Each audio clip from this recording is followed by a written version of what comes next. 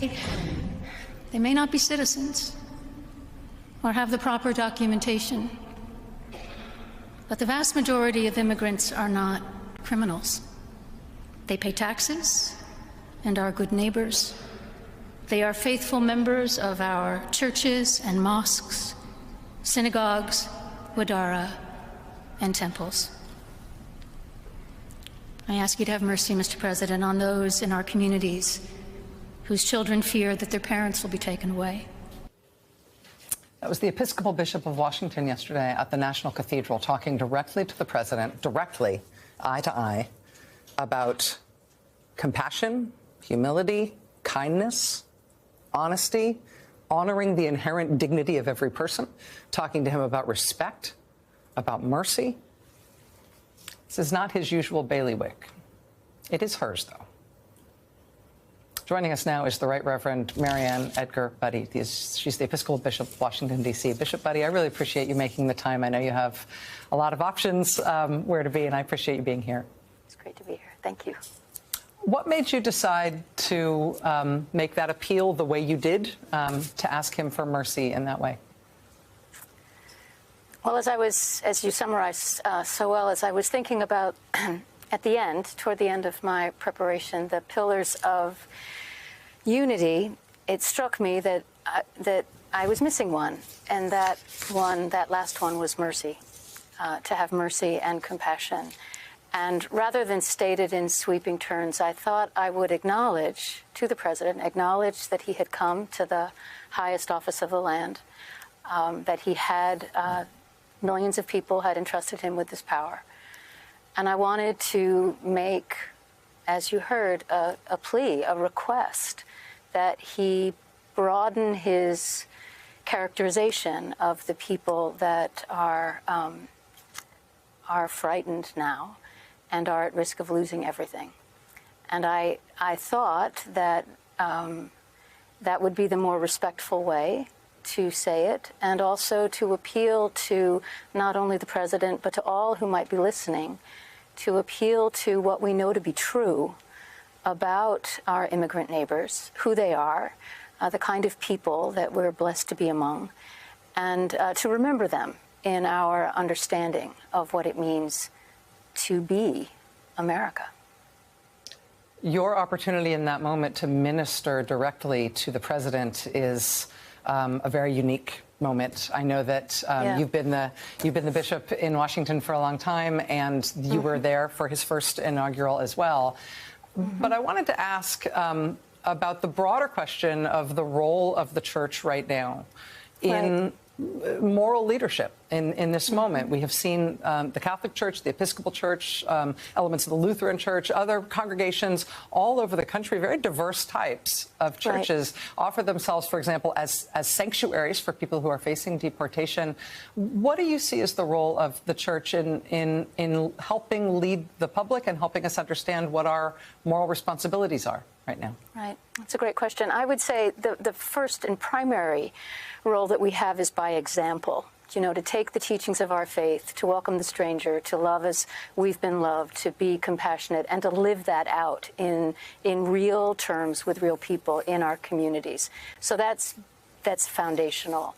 And then, when given the opportunity to speak and to be at times a conscience, at other times a consolation, to be present, ministering or pastoring the common good. And so it takes many forms. It depends on the moment. We're in a particularly harsh moment now when it comes to conversations around immigrant populations in our midst. And so that was the reason for the tone I took now. But it could have been a very different tone in a different context, depending on how compassion needs to be manifest in a given time. Even before we had the sort of, you wouldn't use these terms, but I'll use it, sort of nasty reaction from the president in the overnight hours in which he demanded an apology from you and insulted you in personal terms. Even before we got that reaction from him, a lot of people were describing what you did as brave And I wanted to get your reaction to that. I mean, as a high-ranking church leader who's been doing this job for a long time, I imagine that speaking in public isn't difficult to you, and speaking on difficult truths isn't difficult for you. But what do you make of the fact that I think a lot of people are feeling, are seeing in you a form of courage that they hope they would have themselves? Well, just a slight correction. I'm afraid every time I step into a pulpit, right? That really never goes away. Large or small, it doesn't matter. It's a huge responsibility, tremendous vocation, and how many people get that amount of time and uninterrupted speech, right? So it's a really big deal, and I take it very seriously every time. So yeah, I was nervous, I was scared. I think perhaps the reason why it had the effect that it did is because for a while now there has been very little public, there hasn't been much of a narrative outside of the narrative that the president has been describing, right? People have gone quiet or they've been ignored. And so this was a moment, and I had no idea who was paying attention. I mean, the inauguration was the day before. There weren't that many people in the cathedral. It wasn't crowded. It was a group of people who had gathered at his invitation, but it wasn't something that was in public discourse. And so I think in some ways that was perhaps the reason why it had the effect that it did. It is also an audacious thing to address anyone directly from the pulpit. I typically do that for weddings, when you talk to a couple. Do you know what I mean? At funerals, you talk to the family you're seeking to console. This was a service of prayer for unity for the country, but it was on the occasion of the inauguration of a president. And if you go back to other sermons in those moments, there's almost always a word to the president. So it wasn't unusual in that way.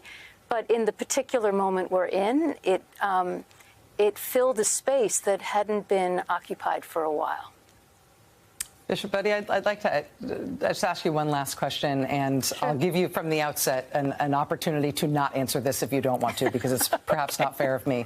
Right. But we did get that nasty gram from the president in the middle of the night, in which he did insult you and demand an apology. Yeah. And I know I've seen remarks that you made today that you've received a lot of not just invective but threats, including death threats, over the course of today since that happened.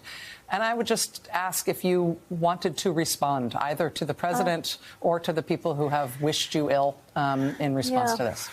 Well, I've had people wish me dead. I'm not sure they've threatened to kill me, but they seem to be pleased if I met my eternal destiny sooner rather than later. And I would simply say I was trying actually to encourage a different kind of conversation, that you can certainly disagree with me, you can disagree what I've said or did, but could we as Americans and fellow children of God speak to one another with respect? I would offer the same to you. I would listen to your views and I would honor them, but we don't have to go to the highest extremes of contempt when we are in a position of disagreement. And I think if we could get that back as a country, we would go a long way in being able to work together to address the many problems that we face. Well, at its best, no matter your religious faith or lack thereof, the ministry is both teaching and leading. Yeah. And that, I think, is why you're having such a strong reaction from so many Americans to what you did yesterday. And I am sorry for the vitriol and the negative reaction that you've had from some quarters, but I hope you know that there's a lot on the other side of that as well. Thank you so much. Marianne Buddy, Bishop of the Episcopal Diocese of Washington, D.C. It's an honor to have you here. Come back anytime. Thanks so much. Thank you.